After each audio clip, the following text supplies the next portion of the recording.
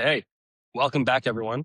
Today we have longtime friend of the show, Brian Johnson, back for another round. Brian, thank you so much for being here. Good to see you again, Sean. Good to see you too. Okay, we have an excellent topic that I'm quite excited to be discussing, and I want to get into it. But before we do, Brian, who are you? Just in case someone in the audience hasn't come across you before. So I grew up as a small child. I've been Brian Johnson. I've been in the space for been in the Amazon space for about 11 years. E-commerce going on 18 years now. And that sounds like a really long time now that I say it out loud. But probably most of my background, most people know me from the sponsored ad days, where I don't know. I created a bunch of solutions, a bunch of training, and I trained a ton of people, and I moved a huge amount of product on Amazon over the years, and or helped, I should say, helped move a lot of product. I don't know, 3-4 billion, something like that. And about 3 years ago, I pivoted over to what I thought was more critical, which was rank optimization, or I should say, rank engineering, to the point where we built a software solution unlike anything on the planet at the moment in the Amazon space, that reverse engineers how A9 thinks about your product and its competitors Mhm. on search. I have a whole lot of opinions that go counter to popular opinion or popular commentary. But today, certainly, I wanted to jump into an area that I know that most brands are not looking at, most agencies are not looking at, because I hear it all the time, is the search sales funnel, and how, one example of where Rufus is harming you as a seller. I mean, I'm Soundbite I'm right there, hooked. I mean, I'm like, tell me more.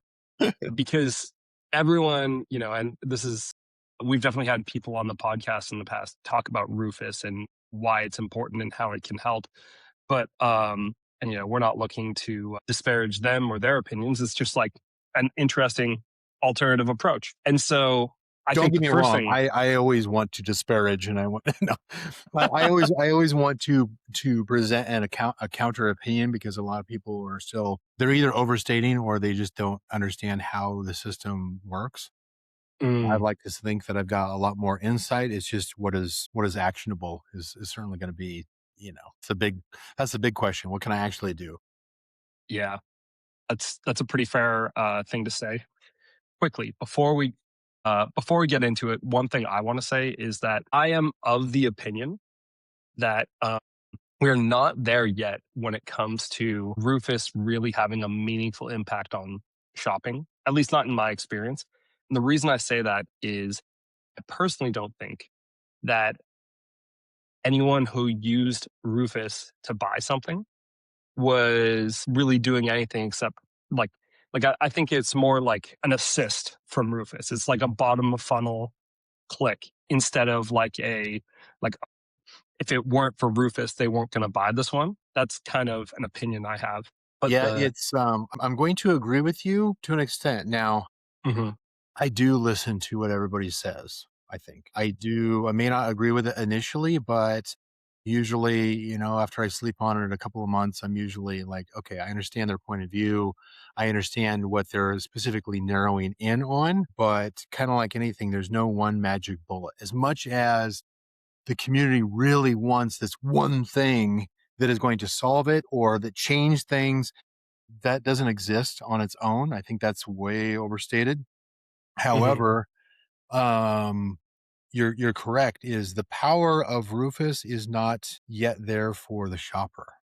It is there for the seller, and I mm, think that's kind of where it makes, there are certainly some things that we as sellers need a wake up call on, and I'll bring up a couple of those. But yeah, I think we're still seeing the early bit. Now, I'm not drinking the full Kool-Aid as far as like, Rufus and Cosmo is taking over the world. But mhm. at the same time, we see that, there's always topics that trend, and those create for great webinars and hackathons and all kinds of things, and great, LinkedIn content and everything. Cool story, but what actually works? That's where I get into I'm a nerd, so I want to prove the things that I say, and I want to have Mhm. data behind it, and right. Yeah, yeah.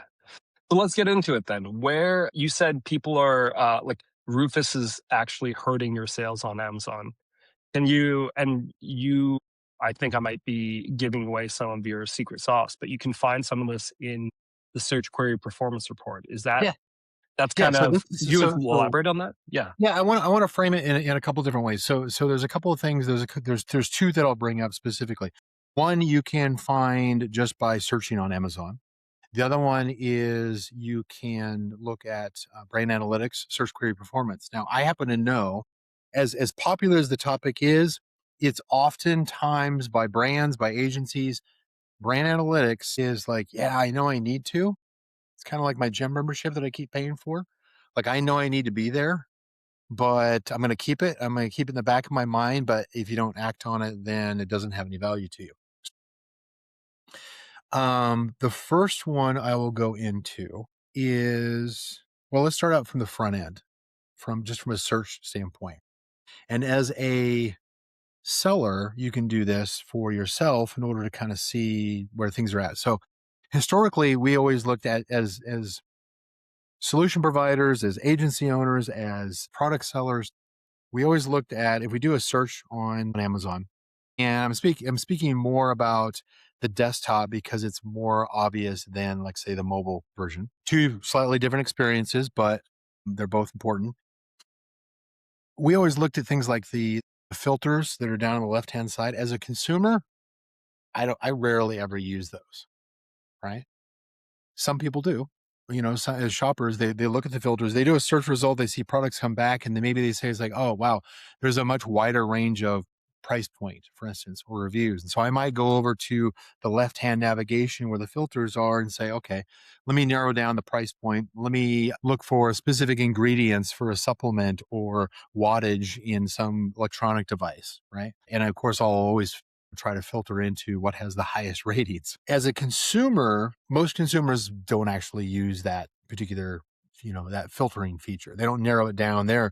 They simply just start scrolling, and they're more likely to look at the things that are presented up top through advertising, through all the badges that Amazon rolls out. It says like, yeah, this is, whether it's choice or bestseller or, some third party, expert opinion of what is good.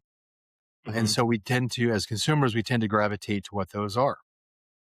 But if I'm looking for anything specific, any kind of specific ingredient, dose, uh, wattage, feature, material, whatever the case is, Rufus as an interface allows you to use a wide range of I can put in a technical term. I can put in I can copy and paste some, ashwagandha ingredient without knowing how to spell it. I can use terminology that I grew up with, but maybe somebody on the East Coast or the West Coast didn't, right? I can use a variety of terminology, and I can say, oh, I prefer blue or dark colors, right?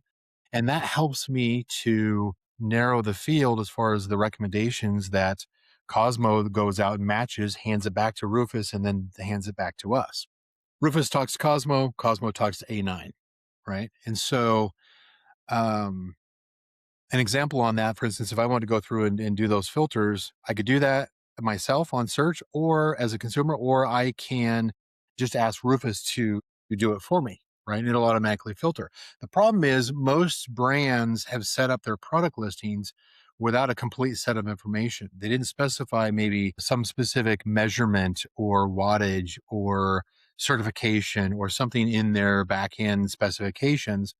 And so what would normally happen is if a consumer selected those filters, if I don't fit into the criteria of what those filters are, Mhm. then my product wouldn't show in the search results. Cosmo's doing that on their behalf now, except it's doing it full time.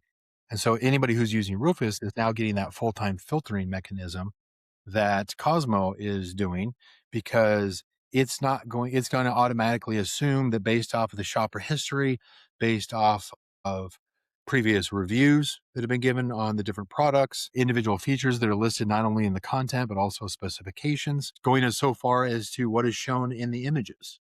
Mhm. Cosmo will automatically do that filtering on their behalf. Right. So that definitely changes how consumers see products.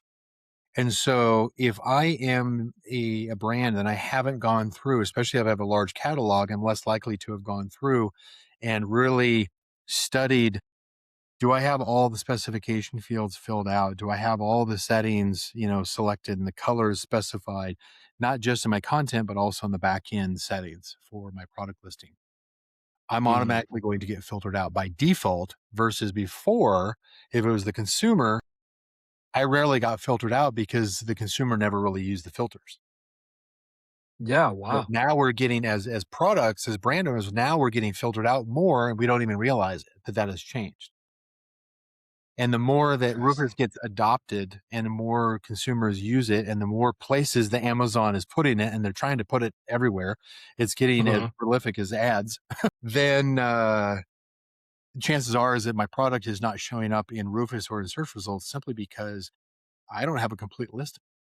Right. So that's probably the biggest thing that I would look at is if I am a consumer, the first action that I would take right now is I would take Mhm. my top converting search term and I would Mhm. search on Amazon desktop and I would go through and I would study what are the filters that show up on the left hand side or on the top bar, depending on what Yeah. interface you happen to be seeing.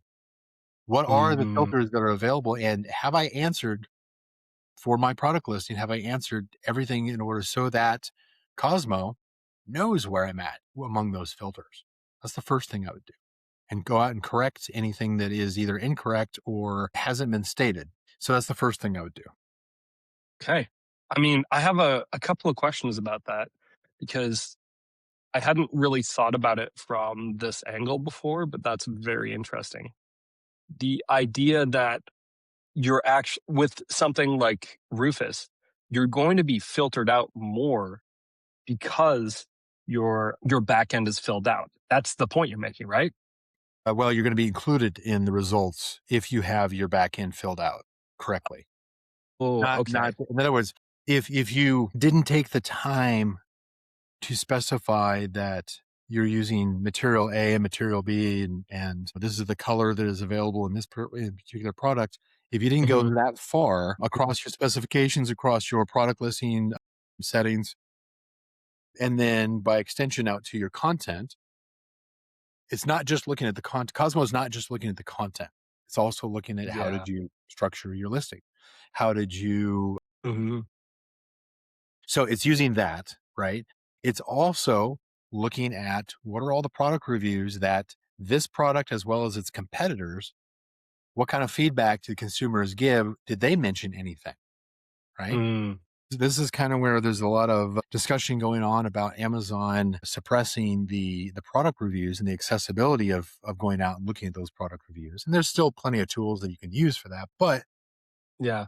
that becomes a filter in the eyes of Cosmo because it's collecting all of that information about each of Mhm. the products. And if what it thinks is the intent of the shopper based off of the conversation that maybe Rufus is having, or if it's simply just basic search results without Rufus, it's still going to not, it's not going to show your product, not just because your inventory is in the wrong zip code or you're outside of a price point or you don't have enough reviews, but all these other little subtle things that might be mentioned in reviews, they might be a specification on the listing, anything Mhm. that Rufus has identified about the consumer themselves and what their history is and what they think that they're looking for based off of their past purchase history, the search terminology that they use in this particular case. Did they typically always choose blue over red?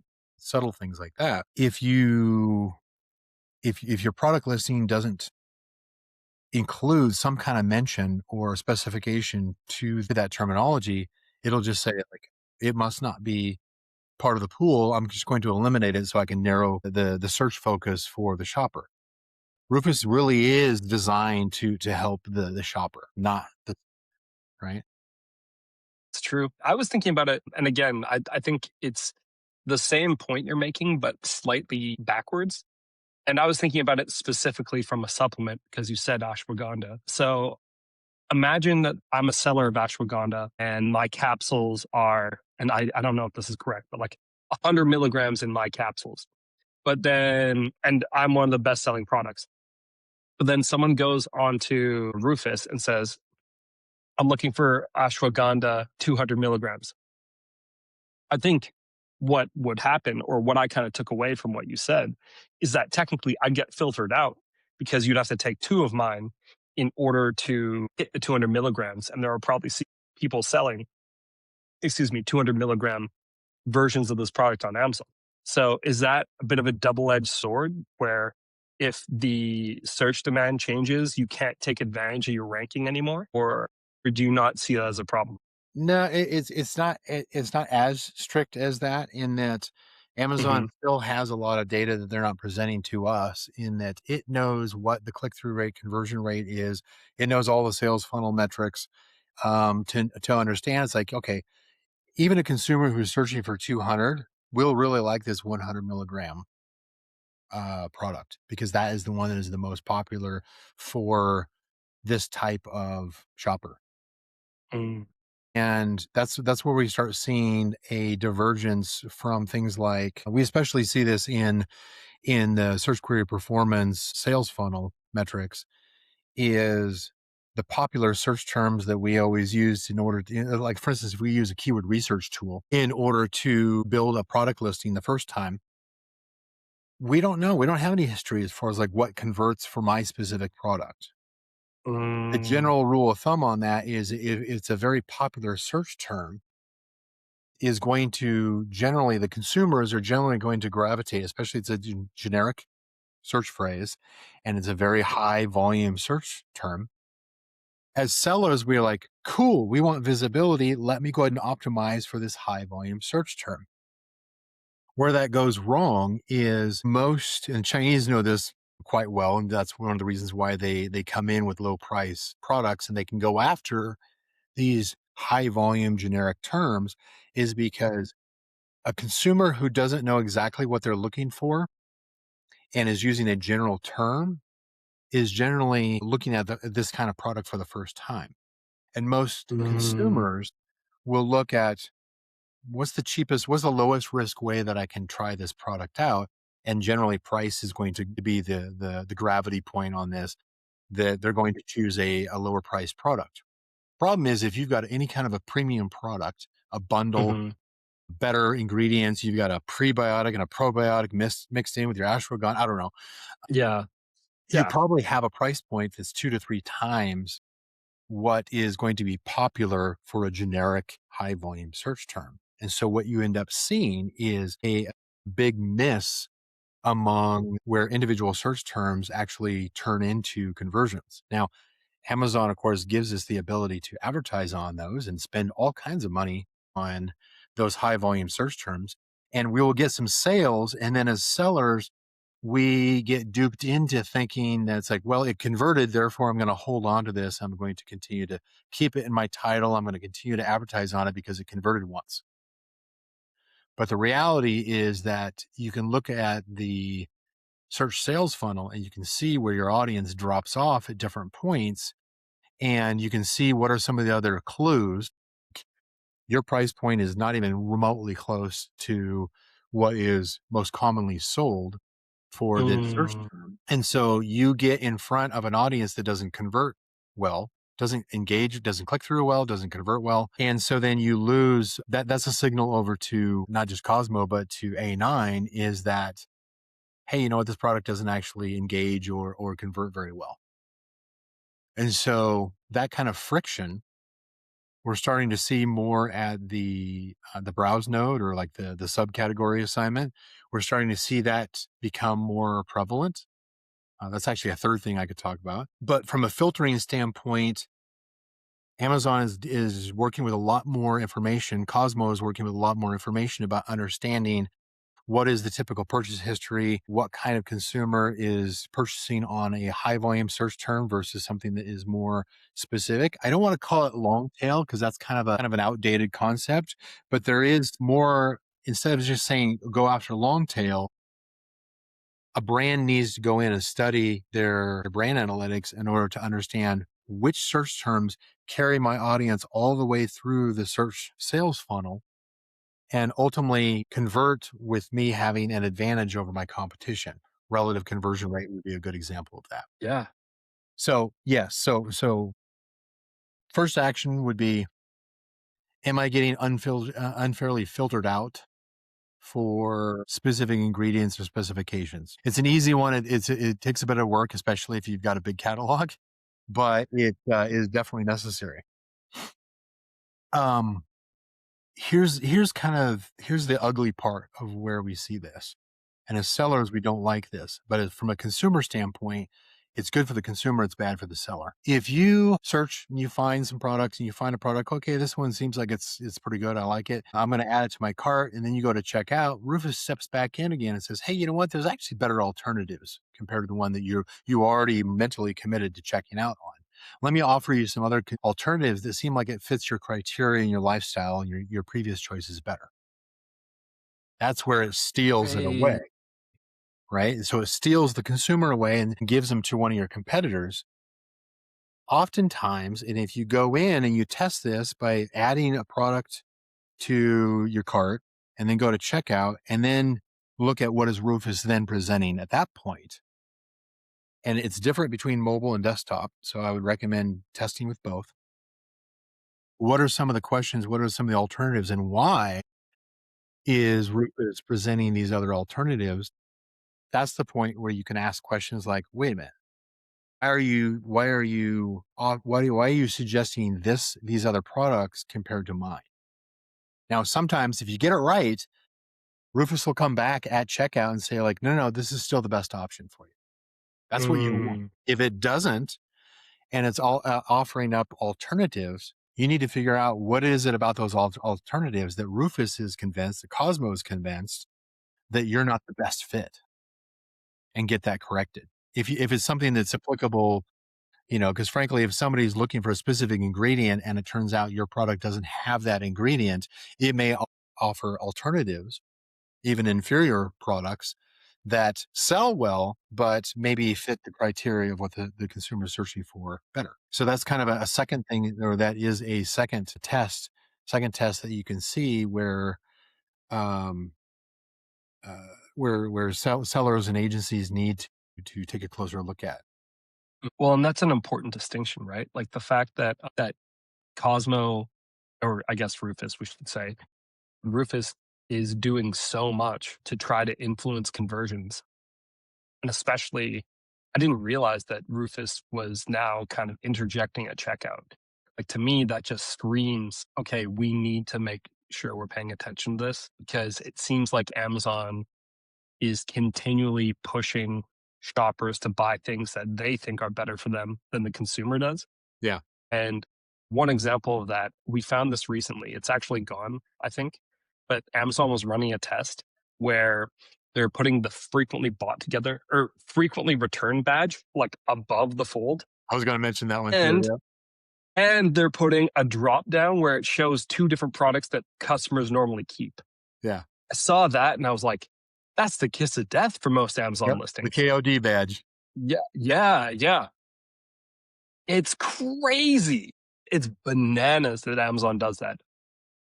And But there's some truth. Now, it's hard to find, but it is possible in order to identify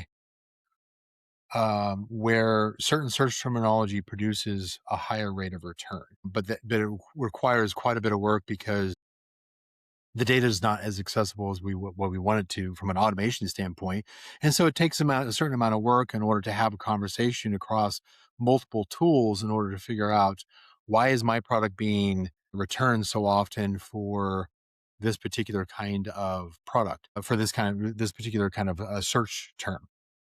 That's kind of where it ties into what I had hinted at, and that is individual browse nodes. Cosmo is doing a better job now of saying, we know that this product, when it was originally created, Amazon is the one who suggested, based on the search terms that you're going after, high volume, popular keyword research tool search terms, then you belong in this, your product should be assigned to this node. But then after experience, after Amazon has enough data about which audience is actually correctly converting and satisfied with your product, it may change its opinion, but it doesn't tell you. It's historically what we would see is Amazon might move your product to a different node, and most brands are not aware that that's primarily based off they don't move it because of relevance. They move it because of conversion history on individual search terms. And those individual search terms have higher or lower relevance to that browse node. An example on that might be, well, the other thing, the thing that we're seeing a lot more because we study the ranking side of this is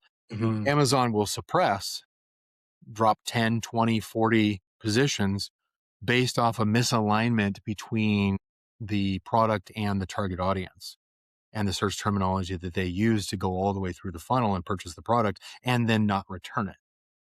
And so Wow. we'll see where there's a number of things where they're doing more like big drops in suppression. An easy one is if your FBA inventory has dropped down below, let's say like a 4-week runway, for instance, you might drop Mhm. 10, 20 positions. Amazon will automatically suppress your listing. And obviously that'll go outside the window of what Rufus is returning. Right. And so that is misinterpreted as that Rufus doesn't understand when in fact you've got an inventory problem that you didn't even you weren't aware of. You weren't aware that you dropped 20 positions in rank because you don't have enough stock in order to satisfy the shopper. They're going to get it, in 4 hours. Right. Mm. And so that's an example of that. Another one would be the node misalignment, where you may have assigned your product to a specific browse node, but that the audience, think of it kind of like, anybody who's been out into like a Reddit community or whatever, right? There's kind Mhm. of a certain vibe that occurs among that community, a certain attitude where if you're not in the know, if you're not using the right terminology, if you're kind of like an outsider, then they see that and they say, yeah, you're an outsider, and the admins, kick you out. Yeah. Or you get downvoted. Yeah, Amazon's doing the same thing now because it's giving more and more control over to the AI in order to make that judgment call and say, well, you sell a product that has similar ingredients, but this particular the audience, they want the pure form of this. They want a certain quality level, and those are the products that sell within this node. And so there might be alternative subcategories of, browse nodes that you can be in that Mm. are less strict. And so it may suppress you 20 positions simply because you don't quite fit into the community that is part of this node. It's crazy to think about that kind of like how the heck am I supposed to figure that out? Right. And usually you find out because you test it under pressure. You Mm. do um, some kind of a promotion, whether it's a search find buy or if it's a lightning deal or, daily deal or something like that. And your rank should jump really high because you have over revved that particular rank signal just off of unit sales velocity. But then you go up Mm. and you get pinned. It's like, well, I was in position 60 and I did this big promotion and it was expensive and I stopped at 40 or I stopped at 20. The nice thing I about can think of that right now. I can think of a product that this is happening to currently. Yeah. The Yeah. cool thing about or the easy part of this right now is if you test it under pressure and you're tracking your rank in certain search terms or a cluster of search terms, they jump up and then they get pinned right at an even number, 20, 40. Mm. That's a suppression. That's a ceiling, artificial ceiling that Amazon has put in place because of something it doesn't like about your product listing. Is it The nice always thing is that it's not like it doesn't an like, even oh, this number? today it's 17 and then it's 22 and that kind of stuff. No, it's like it goes up. It's like 20, 21, 30, 40, 41, 60, 62, that type of thing. Mm.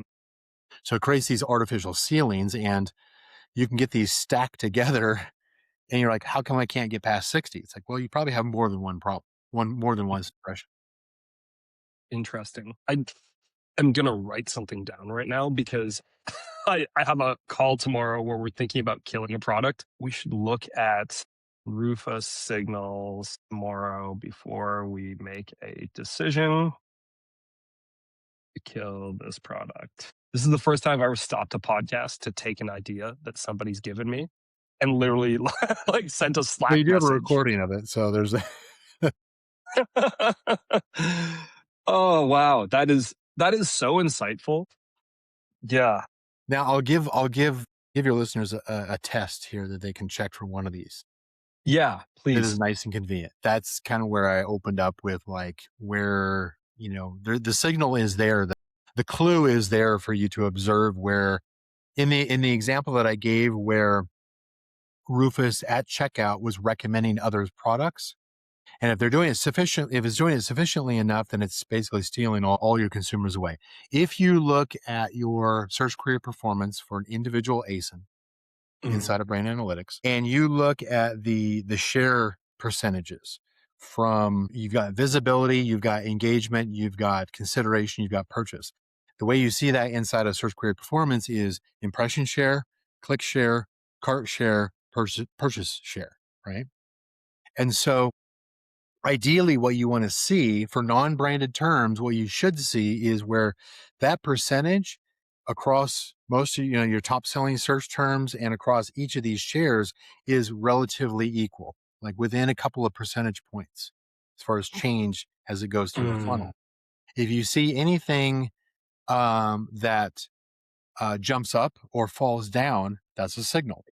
If it jumps up, if it's a non-branded term, because branded terms always jump up as far as the transition of the share between click share, cart share, and purchase share. In non-branded terms, if it jumps up at, let's say for instance, from either click share to a cart share or cart share to purchase share, if it jumps up, that probably means that you've got competitors who are being, in other words, you're stealing from your competitors, mm, right? Sometimes you'll see that more prominently in low volume search terms where there's fewer options to choose from. And if it jumps up between cart share and mhm, purchase share, mhm, then that may be an indicator is that when somebody else is checking out, one of two things could be happening. One is they added your product to cart, and then at checkout, Rufus affirmed that that was the correct choice, right? They commit to it because then now they've got it's almost like social proof, but from Amazon saying like, "Oh no, this is the right choice for you." The same thing is if it's some other competitor product that they added to cart, and then they're giving your product as an alternative at checkout, it switches back over to you. You can see that jump up between cart share and purchase share. If it goes mm, down, if it drops off, sometimes from multiple cart ads to zero purchases, that is most likely a clue that you need to go look at what's the experience of the shopper at checkout for your product, and is Rufus derailing that customer from you and pointing them to somebody else. So the nice thing mm, about that is you know which search terms to use, which products have that problem. You can scan down those search query performance reports and you can see where it jumps up or where it falls down. Where it jumps up, that's the kind of product where you then run something like an ASIN, product ad against them, mm. because you're more likely, if you can identify. It doesn't really tell you what the alternative was, right? There might be some clues if the search result page happens to show you also, you remember sometimes you see this and it's not available in every category, is shoppers who looked at this looked at these other products, or Mm, shoppers who looked at this product frequently purchased this other product, those kind of classic signals, but those are not available very often. But you can also ask Rufus and say, where are shoppers considering my product when they've already been looking at somebody else at a competitor's product? Where am I stealing them away? It doesn't always give you a consistent answer, but it's a question that you can ask as a brand. man, So there's the signals are there, just most are not looking at it, because most brands don't look at search query performance. Most brands don't even track their ranking across all their search terms, because they might be using a keyword rank tracker that said like, well, your subscription only allows you to track 15 keywords. Like, cool. What about all the related search terms that mhm, are similar, that I might be getting a lift on, that I might actually have a better conversion rate on?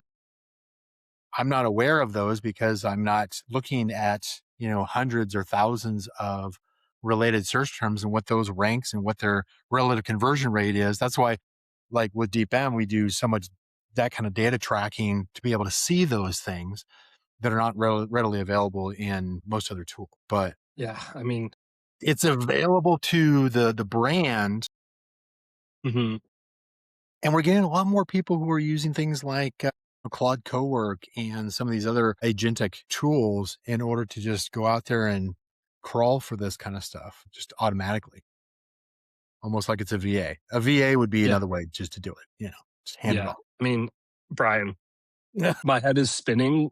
I sell on Amazon all day, every day. And you dropped a bunch of like absolute bombs on me that I didn't even consider.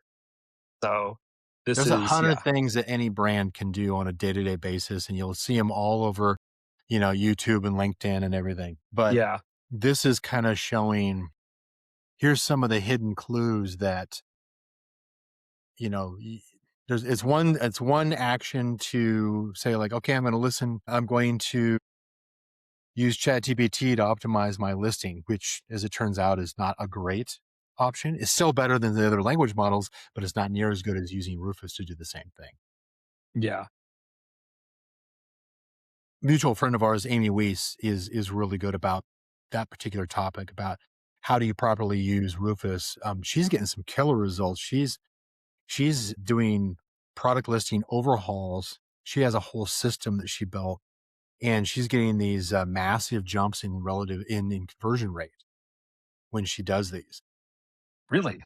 Yeah, so definitely tune into some of the things that Amy talks about, because she's really kind of gotten that down. My what I came in today with is, here are some of the signals that you need to be, or here's some of the issues that you need to be aware of, and here's some of the signals to look for to see, am I affected by this? Mm, Yeah, the data, yeah. a lot of the data is there. You just have to go out and look for it. I am blown away. Every time that I invite you on, I know it's going to be a good conversation. But like this, if you're an advanced seller, what we just talked about is like the troubleshooting gold that I think it's like that next level down that no one really thinks about. Like, is Amazon trying to tell you something and you're just not listening? That's what you're saying. You can basically find out by looking at the right pieces of data. And that is so helpful. So helpful. I mean, Brian, if I don't stop this conversation, we're going to go for 3 hours. And I've got a couple of, and I think my wife's going to be a little bit upset with me. Well, there's always future So, conversation. how about this? We pause here. Please tell the audience where they can find out more about what you do and how you can help them in case they want to learn more about all things Brian Johnson. Yeah, I mean, so a superpower is essentially manipulating A9 to rank products, right? Really good at it. I've got a phenomenal system behind that. People can find that at deepm.ai. That's the domain. You can just submit a form and say, hey, show this thing to me. Cool. That is probably for the brand that is, who's been selling for, at least a year on Amazon, and has a few products at least. We've got some users that are doing, $100 million a year, um, that are power users of DeepM, and for good reason. But even those who have been selling multiple products for a year, we live and breathe on data. We actually did a Mm, calculation, an estimate once on this. We're doing now what would take an agency or a brand team 20 to 30,000 man hours per week to do what we do from a data analysis standpoint. It's I get a bit cocky because of that, because I can see things that nobody else can see. But yeah, so I'm on LinkedIn and Facebook and that kind of stuff. But yeah, if you just want to reach out to me, brian.johnson@deepm.ai, or just go out and submit a form and just say like, okay, is this worth a conversation to see whether or not there's any benefit to me? yeah. Well, anyone who's interested, I highly recommend you do it just based on having known Brian since 2019. For years. Yeah. Years now. I assure you, this man is full of insights. It's you really just have to ask him a one. one thoughtful question and he breaks open the insights like they're inside of a candy wrapper or something. So Yeah, succinct is not my superpower. yeah, Yeah, I can get into the weeds pretty far. yeah, that's fair. Well, look, Brian, as always, thank you so much for coming. Thank Thanks you for for having me. bringing your A game. You always do. And for everyone else, until next time.